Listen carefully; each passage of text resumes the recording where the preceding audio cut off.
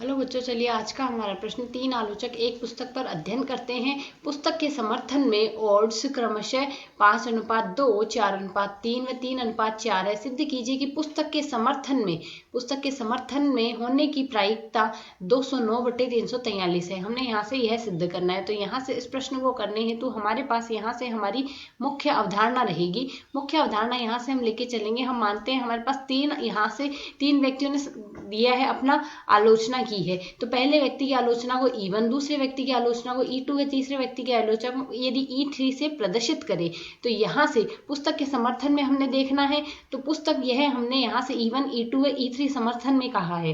तो यहाँ से पहली व्यक्ति द्वारा समर्थन की प्रायिकता PE1 बराबर प्रश्न के अनुसार 5:2 दिया गया। तो 5:2 बराबर हमारे पास क्या लिखा जा सकता है, यहाँ से समर्थन में होने की प्रायिकता यहाँ से 5 होगी और ना होने की प्रायिकता 2 है। तो 5:2 से समर्थन में होने की प्रायिकता आ जाएगी 5/7। ठीक इसी प्रकार दूसरे व्यक्ति द्वारा पुस्तक के समर्थन में होने की प्रायिकता 4/7 आ जाएगा और तीसरे व्यक्ति द्वारा पुस्तक के समर्थन में होने की प्रायिकता हमारे पास यहाँ से 3/7 आ जाएगा। यह मान आ गया। अब हमें प्रश्न के अनुसार जो ज्ञात करना है वह समर्थन में होने की प्रायिकता। तो समर्थन की प्रायिकता हमारे पास यहाँ से क्या आएगी, पुस्तक तभी समर्थन में होगी जब ज्यादा मतदान समर्थन में आए, अर्थात तीन व्यक्तियों में से कम 2 व्यक्तियों द्वारा तो पुस्तक का समर्थन होना चाहिए। तो समर्थन की प्रायिकता क्या आ जाएगी हमारे पास, ये तो पहली स्थिति तो यह हो सकती है हमारे पास तीनों व्यक्ति में से 2 व्यक्तियों ने पहले व दूसरे व्यक्ति ने समर्थन में हाँ किया और तीसरे व्यक्ति ने समर्थन नहीं किया। इसी प्रकार यह भी हो सकता है कि दूसरे व्यक्ति ने समर्थन नहीं किया, पहले व तीसरे ने कर दिया है, या फिर पहले व्यक्ति ने ही समर्थन नहीं किया है जबकि दूसरे व तीसरे ने समर्थन कर दिया, या फिर यह भी तो हो सकता है तीनों व्यक्तियों ने ही समर्थन कर दिया है। इसी स्थिति में पुस्तक का समर्थन होगा। तो यदि हम यहाँ से देखें, यह आएगी हमारे पास समर्थन की प्रायिकता।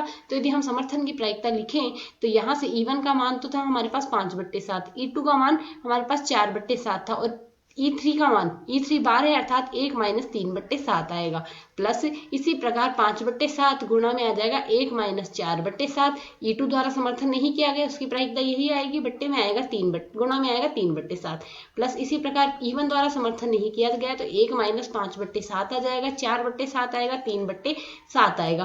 प्लस तीनों द्वारा ही समर्थन हो जाए उसके लिए है 5/7, 4/7 और 3/7 मान आ गया। अब यदि से हम सरल करें तो समर्थन की प्रायिकता हमारे पास यहाँ से क्या आ जाएगी, पहले पद का मान जो आएगा वह आ जाएगा हमारे पास यहाँ से 5/7 गुणा 4/7 और यहाँ से मान आ जाएगा हमारे पास 4/7 प्लस 5/7 गुणा 3/7 और गुणा में आ जाएगा 3/7 प्लस 7 - 5 अर्थात 2/7 हो जाएगा। सरलों के 4/7 और 3/7 आ गया। इसी प्रकार 5/7, 4/7 और 3/7। तो यदि हम यहाँ से देखें तीनों में लघुत्तम 7 × 7 × 7 आएगा, अर्थात यहाँ से इसका लघुत्तम तो आ जाएगा हमारे पास 343 और पहले पद में देखें तो 4, 4, 5 को गुणा करने पर मान आएगा 80 प्लस अगले पद में आएगा 45 प्लस 45 प्लस 24 प्लस 60, यह मान आएगा। इसे यदि हम सरल कर लें तो प्रायिकता आ जाएगी समर्थन की प्रायिकता 209/343। हमने यहाँ से यही सिद्ध करनी थी। आशा है समझ आया। धन्यवाद।